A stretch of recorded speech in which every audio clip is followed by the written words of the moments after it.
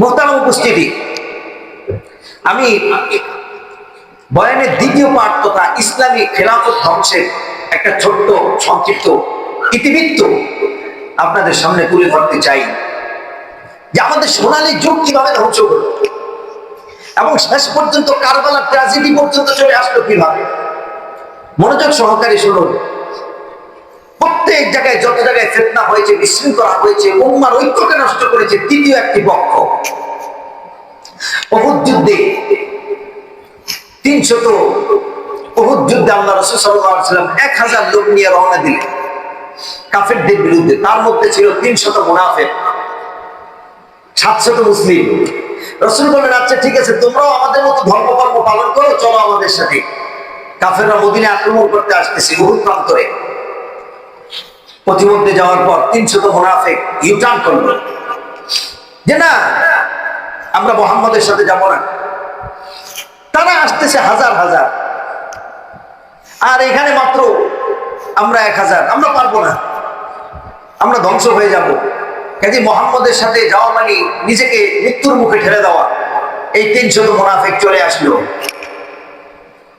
এই মুনাফিক চলে আসার কারণে মুসলমানরা সাময়িকভাবে কিছুটা দুর্বলতার মধ্যে পড়ে গেল, আঘাত আসলো, মুসলমানগণ শহীদ হইল। রাসূল সাল্লাল্লাহু আলাইহি ওয়াসাল্লামের দান্ত মোবারক শহীদ হয়ে গেল, দাঁত ভেঙে পড়ে গেল। একটা জুলুম মুসলমানদের উপরে চলে আসলো, কালো অধ্যায় রচিত হলো। মুনাফিকরা চলে আসলো, এই মুনাফিকরা বিরুদ্ধাচরণ শুরু করলো মুসলমানদের। দ্বিতীয় নাম্বার, বনুল মুস্তালিক যুদ্ধে মুসলমানও গিয়েছে, মুনাফিকও গিয়েছে কাফেরদের বিরুদ্ধে। ওইখানে একজন মুহাজির এবং আনসার সাহাবী পানি উঠাচ্ছে একটা কূপ থেকে। তো মুহাজির সাহাবী বলতেছে আমি আগে উঠি, আনসার সাহাবী বলতেছে আমি আগে উঠি। মাঝখানে মুনাফিক সুযোগ নিয়ে বলল, দেখো আনসার, তোমরা তাদেরকে জায়গা দিয়েছো, খাবার দিয়েছো, ঘরবাড়ি দিয়েছো, আজকে সে তোমার উপরে বড়াই দেখাচ্ছে, দেখো তুমি তাকে আঘাত করো। আবার মুহাজিরদেরকে গিয়ে বলতেছে, দেখো তোমরাই কষ্ট করে দিন নিয়ে আসলে, আজকে সে তোমাদের উপরে বড়াই দেখাচ্ছে, ছাড়ো না, তুমিও আঘাত করো। এইভাবে বনুল মুস্তালিক যুদ্ধে মুসলমানদের পারস্পরিক একটা ঝগড়া বিবাদ লাগানোর পিছনে কাজ করেছে মুনাফিক। 3 নম্বর, আম্মা জান আয়েশা রাদিয়াল্লাহু তাআলা আনহা, তিনি এক যুদ্ধে আল্লাহ রাসূল সাল্লাল্লাহু আলাইহি ওয়াসাল্লাম ওনাকে নিয়ে গেলেন। উনি উটের উপরে হাওদার মধ্যে ছিলেন। উটের উপরে ছোট্ট একটা ঘর বানিয়ে চারিদিকে কাপড় পেঁচিয়ে একটা ছোট্ট ঘর বানানো হচ্ছে, যেটা বলা হয় হাওদা, আরব দেশে আছে। রাতের ক্লান্তি দূর করার জন্য মধ্যরাতে সফরকে ক্ষান্ত করলেন আল্লাহর নবী। এক জায়গায় কিছুক্ষণ থেকে বিশ্রাম করে আবার রওনা হলেন। মাঝখান দিয়ে আম্মা জান আয়েশা রাদিয়াল্লাহু তাআলা গেলেন একটু ইস্তেঞ্জা সারার জন্য, প্রয়োজন সারার জন্য। কিন্তু এই ফাঁকে আল্লাহর নবী বললেন, চলো আমরা সামনের দিকে রওনা হই।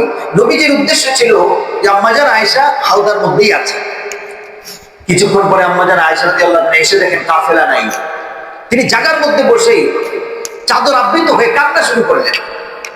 সফরের নিয়ম ছিল সবাই চলে আসার পর একজন আমির সাহেব থাকতেন, তিনি দেখতেন কে কোনো জিনিস ফেলে গেছে কিনা, এটাকে তিনি গাইড করতেন, দেখতেন, দেখে তারপরে আসতেন। দেখে যে ইন্না লিল্লাহ, আমাদের আম্মা জানকে রেখে সবাই চলে গেছে। সফওয়ান ইবনে মুআত্তাল সাহাবীর নাম। উনি আম্মা জানকে ঘোড়ার পিঠে বসিয়ে, উটের পিঠে বসিয়ে বললেন চলেন। উনি রওনা দিলেন। আস্তে আস্তে আস্তে কাফেলা মদিনায় আগে চলে গেছে, আর এই সফওয়ান আম্মা জানকে নিয়ে আসছেন একটু পরে।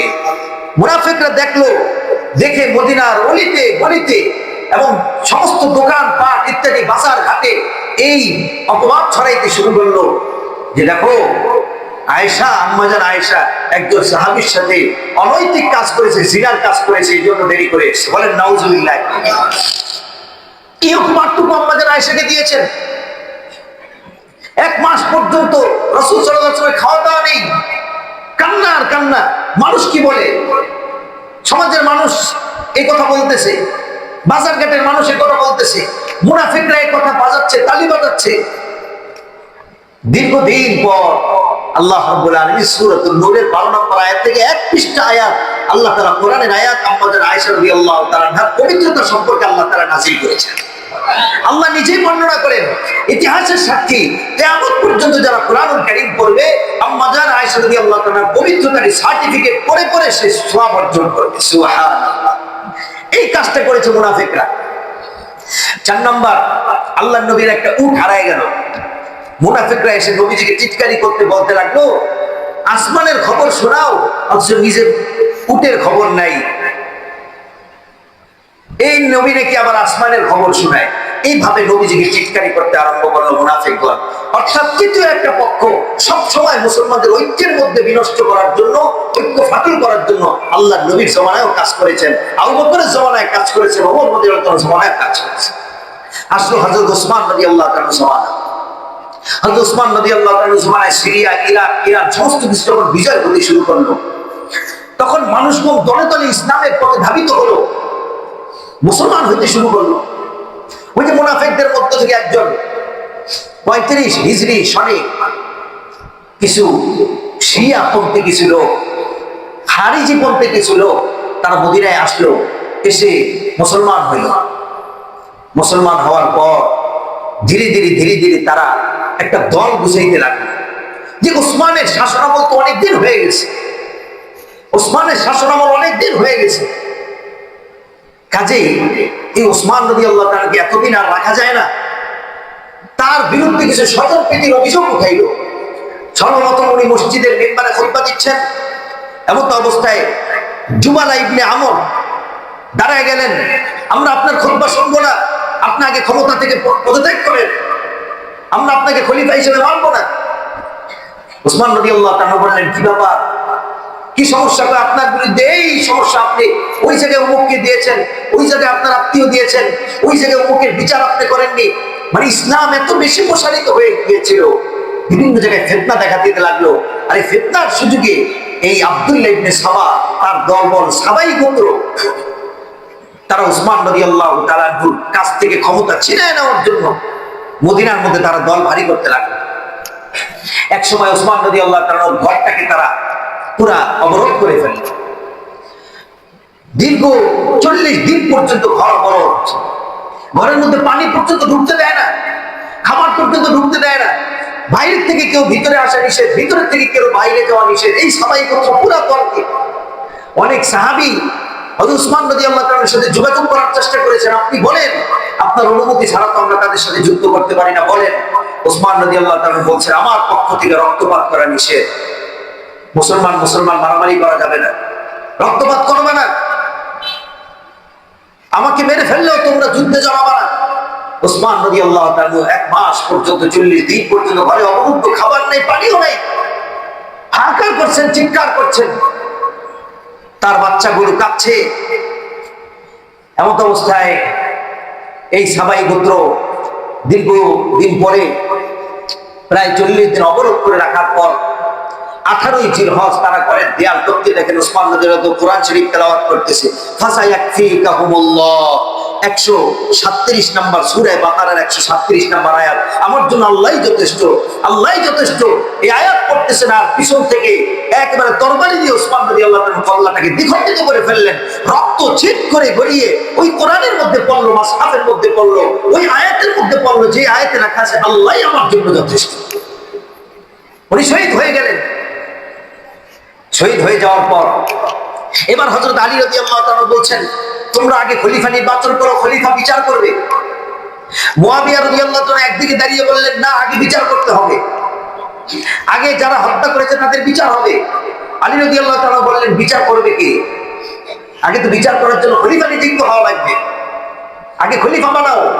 মুয়াবিয়া রাদিয়াল্লাহু তাআলা বললেন, আগে বিচার করো। এই দুটা দল ভাগ হয়ে গেল। এখন ওই সাবাই গোত্র যারা নাকি এতদিন পর্যন্ত হত্যার কাছে জড়িত, তারা এই দুই দল ভাগ হওয়ার, উম্মার ঐক্যের ফাটল হওয়ার সুযোগে তারা দুই দলের মধ্যে ক্রন্দন সৃষ্টি করে যুদ্ধ লাগানোর জন্য তারা বালুকে উত্তপ্ত করা আরম্ভ করে। এই দুই দলের মধ্যে বালুকে উত্তপ্ত করে অগ্নিকে আরো স্ফুলিঙ্গ করে জঙ্গে জামাল সংগঠিত হইল, জঙ্গে সিফিন সংগঠিত হইল। অবশেষে হযরত আলী রাদিয়াল্লাহু তাআলা 40 হিজরিতে তিনি ইন্তেকাল করলেন। 35 থেকে 40 হিজরিতে ইন্তেকাল করার পর 6 মাসের জন্য ক্ষমতা গ্রহণ করেছিলেন হযরত হাসান রাদিয়াল্লাহু তাআলা। তিনি দেখলেন যে এতটাই চতুর্দিকে এতটা বিভৎসময় অবস্থা, এটাকে রক্ষা করার জন্য আরো চৌকুশ ব্যক্তি দরকার। তিনি হযরত মুআবিয়া রাদিয়াল্লাহু তাআলার হাতে ক্ষমতা হস্তান্তর করলেন। 41 হিজরি থেকে প্রায় 60 হিজরি পর্যন্ত প্রায় 19 বছর মুআবিয়া রাদিয়াল্লাহু তাআলার ক্ষমতা তিনি শাসন কার্য পরিচালনা করতেন, প্রায় 19 বছর। হুজুর সাল্লাল্লাহু আলাইহি সাল্লাম বলেন, আমার শেষ জামানার উম্মতের মধ্যে একটা উম্মত নৌবহরে সারপ্রাইজ বিজয় করবে, তারা জান্নাতের সুসংবাদপ্রাপ্ত সাহাবী হবে। দেখা গিয়েছে ওই নৌপথে নেতৃত্ব দিয়ে 27 হিজরিতে যিনি সারপ্রাইজ বিজয় করেছিলেন তিনি হলেন হযরত মুআবিয়া রাদিয়াল্লাহু তাআলা, জান্নাতের সুসংবাদপ্রাপ্ত সাহাবী। আল্লাহর নবী সাল্লাল্লাহু আলাইহি ওয়াসাল্লাম বলেন, ওই 49 হিজরিতে কনস্টান্টিনোপল এর উদ্দেশ্যে যে বাহিনী প্রেরণ করা হবে, ওই বাহিনীর জন্য আমি ক্ষমা চেয়ে যাচ্ছি, আল্লাহ তাদেরকে আপনি ক্ষমা করে দেন, জান্নাতবাসী করুন। এই বাহিনীর প্রধান ছিলেন হযরত মুআবিয়া রাদিয়াল্লাহু তাআলা, কনস্টান্টিনোপল বিজয়ের অন্যতম সেরা নায়ক। তিনি তার এই দীর্ঘ সময় 19 বছর ক্ষমতায় ডাক বিভাগ তিনি চালু করেন, সিলমোহর বিভাগ চালু করেন, বাইতুল্লাহর গিলাফ পরান, খাদেম নিযুক্ত করেন। 41 বছর তিনি এমন ভাবে প্রশাসনিক অবকাঠামোকে নিযুক্ত করেন, পুরা ইসলামী শাসন তিনি এমন ভাবে নিয়ে আসেন যে এই ইসলামী শাসনের মধ্যে কোনো ধরনের ফাঁকফোকর ছিল না। সমস্ত জায়গায় ইসলামের জয় জয়কার, মানুষগুলো ইসলামে আসতে শুরু করলো। এই 19 বছর ক্ষমতা বলে তিনি ইসলামকে বহুদূর পর্যন্ত বিস্তৃত করে নিয়ে গিয়ে এক সময় তার মৃত্যুর সময় চলে আসে।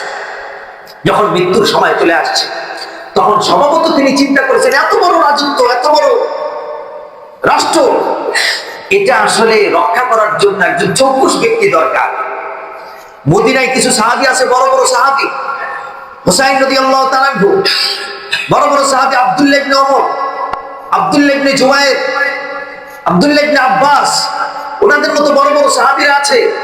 কিন্তু আমার কাছে থেকে যে আমার রাষ্ট্র পরিচালনাকে দেখেছে, মুআবিয়া রাদিয়াল্লাহু তাআলা তিনি নিজের চিন্তাগত দিক থেকে মনে করেছেন সেই যোগ্য ব্যক্তিটা হলো আমার ছেলে ইয়াজিদ। কেন? ইয়াজিদের মধ্যে রাজনৈতিক স্থিতিশীলতা রক্ষার একটা যোগ্যতা ছিল, প্রশাসনিক ধারাবাহিকতা রক্ষা করতে হবে কিভাবে সেই নিয়ম তার জানা ছিল। সে ছিল একটু কঠোর মানুষ। তো স্বভাবত মুআবিয়া রাদিয়াল্লাহু তাআলা এই দিক বিবেচনা করে, অন্য কোনো দিকে নয়, যে নবীদের সাহাবীকে বঞ্চিত করা, নবীদের পরিবারকে বঞ্চিত করা, বিদ্বেষ পোষণ, নাউজুবিল্লাহি মিন যালিক। সাহাবীদের সম্পর্কে এরকম কোন বক্তব্য, এরকম কোন কল্পনা, এরকম কোন কথা আমাদের মুখে আনা যাবে না। সাহাবী মুআবিয়া রাদিয়াল্লাহু তাআলা সেই চিন্তাগত দিক থেকে ছেলেকে দিয়েছে। কিন্তু হযরত হুসাইন রাদিয়াল্লাহু তাআলা মদিনা থেকে আরো যে সমস্ত সাহাবায়ে কেরাম ছিলেন, তারা সকলে বায়াত গ্রহণ করতেছে। নিয়ম ছিল খলিফা হইলে সকলে বায়াত গ্রহণ করা। বড় বড় কিছু সাহাবী বায়াত নিলেন না।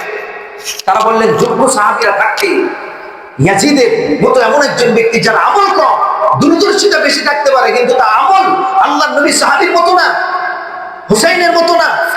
যে হুসাইন সম্পর্কে আল্লাহ রাসূল বলেছেন, আল হুসাইন আল হাসান ওয়াল হুসাইন সাইয়্যিদা শাবাবি আহলি জান্নাহ, হাসান এবং হুসাইন হবে জান্নাতের দুজনের সর্দার। যেখানে মদিনায় জান্নাতের সর্দার উপস্থিত আছে। হুসাইনুন মিন্নি ওয়া আনা মিনহু, হুসাইন আমার থেকে, আমি হুসাইন থেকে, আল্লাহর নবী বলেছেন। এমন একজন সাহাবী মদিনায় আছেন, ইন্না ইবনাই হাযাইন সাইয়্যিদা শাবাবি আহলি জান্নাহ, আমার এই দুই নাতি জান্নাতের সর্দার হবে, জান্নাতের সর্দার মদিনায় আছেন। হুসাইনুন সামকুম মিনাল আসবাত, হুসাইন হলো বিশাল বড় একটি উম্মতের নেতা, নেতা মদিনায় আছেন। কাজে আমরা ইয়াজিদের হাতে বায়াত গ্রহণ করব না, হুসাইন হবে এখনের খলিফা। এদিক দিয়ে কুফার কিছু মানুষ যখন এটা শুনলো, ওই থাকতো কুফায়, ইরাকে, ইয়াজিদ যে মদিনার বড় বড় সাহাবায়ে কেরাম বায়াত গ্রহণ করেননি, তার মধ্যে হুসাইন রাদিয়াল্লাহু তাআলা একজন। সকল মানুষ ওনার হাতে বায়াত গ্রহণ করলো। কিছু লোক কুফা থেকে চিঠি পাঠাইলো, হুসাইন আপনি রাদিয়াল্লাহু আনহু, আপনি আমাদের এখানে আসেন, আমরাই আপনাকে খলিফা হিসেবে মানবো। আপনি আপনার দাদার রেখে যাওয়া দিন রক্ষা করেন, আপনি খেলাফতকে রক্ষা করেন, আপনি জালেমের হাতে এই রাষ্ট্র দিবেন না, আপনি সেই আল্লাহর খেলাফতকে রক্ষা করার জন্য আপনি আসুন, ছুটে আসুন। এখানে শত শত চিঠি গেল কুফা থেকে। এদিক দিয়ে হযরত হুসাইন রাদিয়াল্লাহু আনহু অবস্থা যাচাই করার জন্য মুসলিম ইবনে আকিলকে কুফায় পাঠালেন। কুফায় গিয়ে দেখলেন কুফা মানুষ উদ্গ্রীব হয়ে বসে আছে। এদিক দিয়ে একজন সেনাপতি উবাইদুল্লাহ বিন জিয়াদ, সে কুফায় এসে সে মুসলিম ইবনে আকিলকে বন্দী করলো, হত্যা করে ফেললো এবং বলল আজ থেকে যে ইয়াজিদের খেলাফত মানবে না, হুসাইনকে বলবে যে আমাদের এখানে আসো, তাকে হত্যা করা হবে। এই অবস্থান দেখে কুফার সব মানুষ ভীত সন্তুষ্ট হয়ে এখন আর হুসাইন রাদিয়াল্লাহু কথা কেউ বলে না, সবাই ইয়াজিদের পক্ষে চলে গেছে। এই উবাইদুল্লাহ বিন জিয়াদের নেতৃত্বে সবাই ইয়াজিদের হাতে বায়াত গ্রহণ করে নিয়েছে। হুসাইন রাদিয়াল্লাহু এই কথা জানেন না, তিনি জানেন যে আমাকে ডেকেছে, আমি আল্লাহর নবীর দ্বীন রক্ষা করার জন্য যাচ্ছি। তিনি মদিনা থেকে রওনা দিয়ে দিলেন। 70 জন কিংবা 80 জন সাহাবী নিয়ে মদিনা থেকে হযরত হুসাইন রাদিয়াল্লাহু তাআলা রওনা হয়ে গেলেন। কুফা থেকে তিনি কুফায় গিয়ে পৌঁছবেন 60 হিজরির জিলহজ মাসে। 60 হিজরির জিলহজ মাসে তিনি রওনা হন। 61 হিজরি 2 মুহররম তিনি মুহররমের কারবালা প্রান্তরে উপস্থিত হন। 2 মুহররম, 2 মুহররম থেকে 10 মুহররম পর্যন্ত 8 দিন সেখানে অবস্থান করেন। 7 মুহররম উবাইদুল্লাহ বিন জিয়াদের নেতৃত্বে ফোরাত নদী পাশে পানি প্রবাহিত হচ্ছে, কিন্তু 7 মুহররম থেকে সমস্ত প্রকার পানি উঠানো, তাদের জন্য পানি গ্রহণ করা, খাবার গ্রহণ করা সমস্ত কিছু বন্ধ করে দেওয়া হয়েছে। নির্যাতনের স্টিমরোলার চালানো হইতেছে, তীর মারা হচ্ছে। 7 মুহররম থেকে মুহুর্মুহুর যুদ্ধের দামামা হচ্ছে। হুসাইন রাদিয়াল্লাহু তাআলা উঠে একটা ভাষণ দিলেন, দেখো আমি তোমাদের সাথে যুদ্ধ করতে আসিনি, আমি এসেছি কুফাওয়ালাদের ডাকে। মুঝে কুফাওয়ালো, হে কুফাওয়ালোরা, মুসাফির না সমঝো, আমি মুসাফির না, ভাই আয়া নেহি হো, আমি এখানে আসিনি, বুলায়া গায়া হো, আমাকে তোমরা ডেকেছো এই জন্য আসছি। আজকে দেখো আমার দুধের শিশু আলী আসগর পানির পিপাসায় চিৎকার করছে, ফোরাত নদী থেকে আমাকে পানি তুলতে দেওয়া হচ্ছে না। আমার বড় ছেলে আলী আকবর পানির জন্য হাহাকার করে মরে যাচ্ছে, আমার ভগ্নিপতি কাসেম মরে যাচ্ছে। দেখো তোমরা আমাকে একটু পানি গ্রহণ করতে দাও, আমি যুদ্ধ করতে আসিনি, আমাকে মদিনায় ফেরত যেতে দাও, না হয় ইয়াজিদের সাথে সাক্ষাৎ করতে দাও, না হয় আমাকে নিরাপদ গন্তব্যে চলে যেতে দাও। উবাইদুল্লাহ বিন জিয়াদ চিন্তা করলো হুসাইনকে এভাবে ছাড়া যায় না, হুসাইনকে ছাড়লে আমাদের প্রমোশন হবে না, কাজী তাকে মেরে ইয়াজিদকে খুশি করে আমাদের প্রমোশন দিতে হবে, তাকে হত্যা করতে হবে। 10 মুহররম পর্যন্ত সমস্ত প্রকার পানি বন্ধ। 10 মুহররম আল্লাহর পক্ষ থেকে নির্দেশ আসলো, রাসূল সাল্লাল্লাহু আলাইহি ওয়াসাল্লাম স্বপ্নে দেখাইলেন, নাতি তুমি আল্লাহর জন্য জিহাদের ময়দানে ঝাঁপিয়ে পড়ো, আর তুমি চিন্তা করো না, তুমি যে রোজা রাখছো 10 মুহররম, তুমি সন্ধ্যাবেলা আমার সাথে এসে ইফতার করবে, আমার সাথে তুমি ইফতার করবে। হুসাইন রাদিয়াল্লাহু তাআলা সকাল থেকে যুদ্ধের ময়দানে ঝাঁপিয়ে পড়লেন।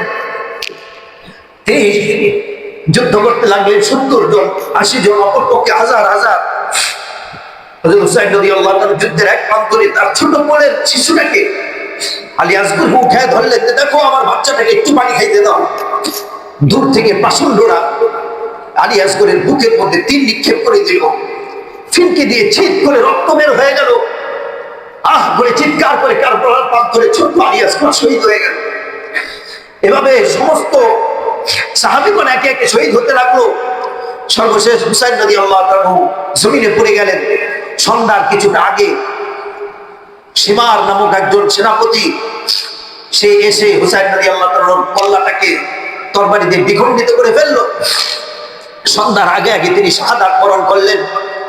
আজকের এই 10 মুহররমে হুসাইন রাদিয়াল্লাহু তাআলা দুনিয়া থেকে বিদায় নিয়ে চলে গিয়ে আমাদের জন্য শিক্ষা দিয়ে গেলেন, হে উম্মাহ, সত্যের উপর অটল থাকো, সত্যের উপর অবিচল থাকো।